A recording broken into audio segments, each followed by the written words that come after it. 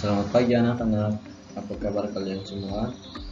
Bapak harap semuanya tetap dalam keadaan sehat.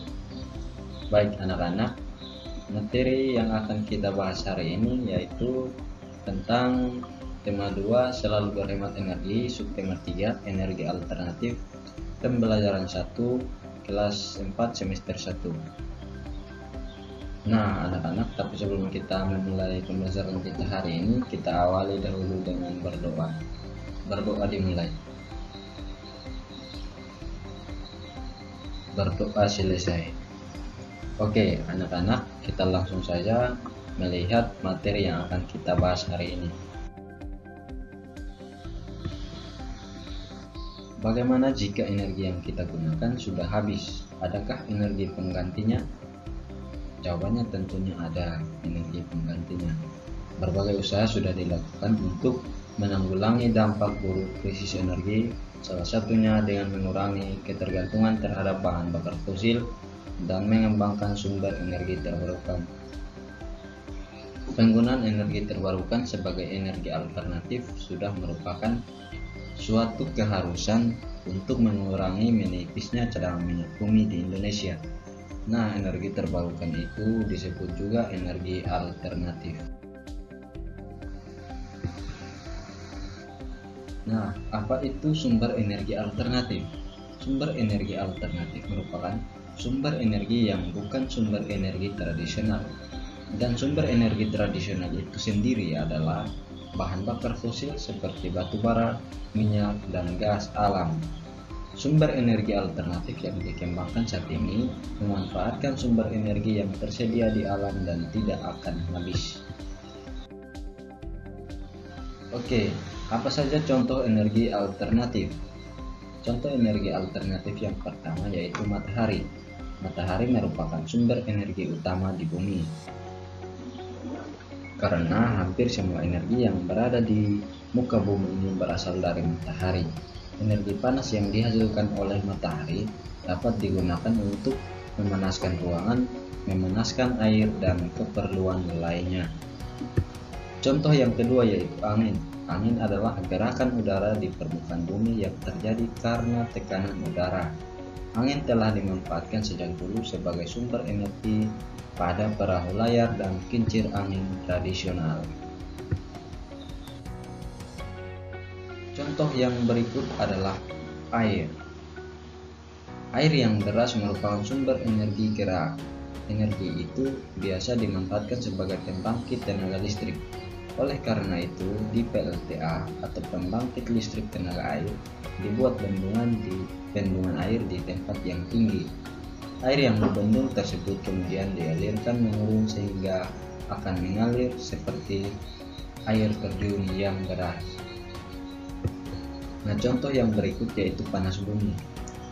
Energi panas bumi atau energi geotermal merupakan energi yang berasal dari panas yang disimpan di bawah permukaan bumi.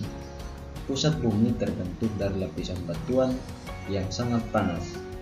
Hal itu menunjukkan bahwa bumi merupakan sumber energi panas yang sangat besar. Nah, contoh yang berikut yaitu gelombang air laut. Gelombang air laut saat memecah di pantai menghasilkan banyak energi. Energi ini dapat diubah menjadi energi listrik.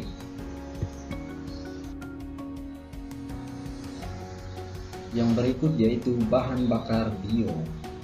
Bahan bakar bio merupakan bahan bakar dari makhluk hidup, baik hewan maupun tumbuhan. Bahan bakar bio yang berasal dari tumbuhan, diantaranya tumbuhan berbiji yang mengandung minyak seperti bunga matahari, jarak, kelapa sawit, kacang tanah, dan kedelai. Bahan bakar tersebut dikenal sebagai biodiesel. Biodiesel dapat digunakan untuk menggantikan solar. Sementara singkong, ubi, jagung, dan sagu dapat diubah menjadi bioetanol. Dan bioetanol dapat menggantikan bensin ataupun premium. Bahan bakar bio juga dapat berasal dari kotoran ternak yang biasa disebut dengan biogas. Kotoran ternak yang ada dimasukkan ke dalam ruangan bawah tanah atau lubang. Selain itu, bahan bakar ini juga dapat dimanfaatkan untuk bahan bakar kendaraan bermotor. Oke, setelah kita mempelajari materi ini, sekarang anak-anak buatlah peta pikiran tentang energi alternatif dan ceritakan hasilnya kepada temanmu. Nah, ini adalah contoh pembuatan peta pikiran yang harus Anda buat. Oke, anak-anak, selain contoh-contoh energi alternatif yang tadi kita bahas, ada juga tumbuhan yang dapat menghasilkan bahan bakar untuk kendaraan, yaitu tanaman jarak.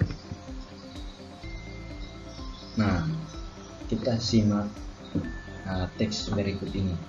Minyak jarak sebagai sumber energi alternatif. Minyak jarak juga dikenal sebagai sumber energi alternatif biodiesel. Biodiesel dihasilkan dari minyak yang diperoleh dari biji tanaman jarak yang banyak tumbuh di daerah tropis seperti di Indonesia. Minyak jarak dari biji tanaman pagar ini mempunyai potensi untuk dikembangkan sebagai tanaman penghasil minyak pengganti bahan bakar minyak bumi karena memiliki beberapa keunggulan. Salah satu keunggulannya adalah tanaman ini mudah dibudidayakan sehingga dapat menjamin ketersediaan bahan mentahnya. Proses pengolahannya cukup sederhana sehingga mudah dilakukan oleh masyarakat umum, tidak memerlukan teknologi yang tinggi sehingga biaya investasinya terbilang murah. Minyak jarak ini juga dimanfaatkan untuk minyak rambut dan minyak pijat. Kemasan minyak jarak dibuat lebih praktis sehingga memudahkan penggunanya. Minyak jarak dapat ditemui di pasar-pasaran modern atau di warung. Pemanfaatan minyak jarak ini telah memberikan kesempatan yang baik dalam bidang pekerjaan. Saat penanaman pohon jarak sampai panen dibutuhkan tenaga pekerja. Begitu pula saat tanaman diolah menjadi minyak tentunya membutuhkan para ahli untuk membuatnya. Belum lagi kemasan yang menarik, pasti dibutuhkan tangan-tangan terampil untuk mengemasnya. Pemanfaatan minyak jarak yang banyak selain berdampak positif, tentunya juga akan memberikan dampak yang kurang menguntungkan bagi masyarakat. Nah, ini adalah gambar contoh tanaman jarak.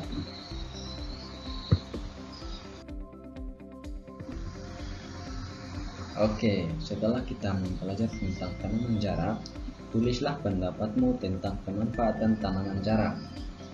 Tulisanmu dapat memuat manfaat, kegiatan ekonomi yang dapat dilakukan, dampak pemanfaatan yang berlebihan, serta solusinya. Oke, selesai.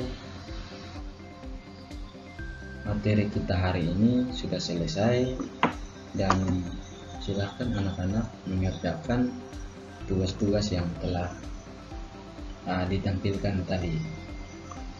Oke, sebelum kita mengakhiri pembelajaran kita hari ini, maka kita akan menutupnya dengan berdoa. Berdoa dimulai, berdoa selesai. Oke, terima kasih, kalian tetap semangat dalam belajarnya anak-anak. Oke, sampai jumpa di minggu depan. Selamat pagi.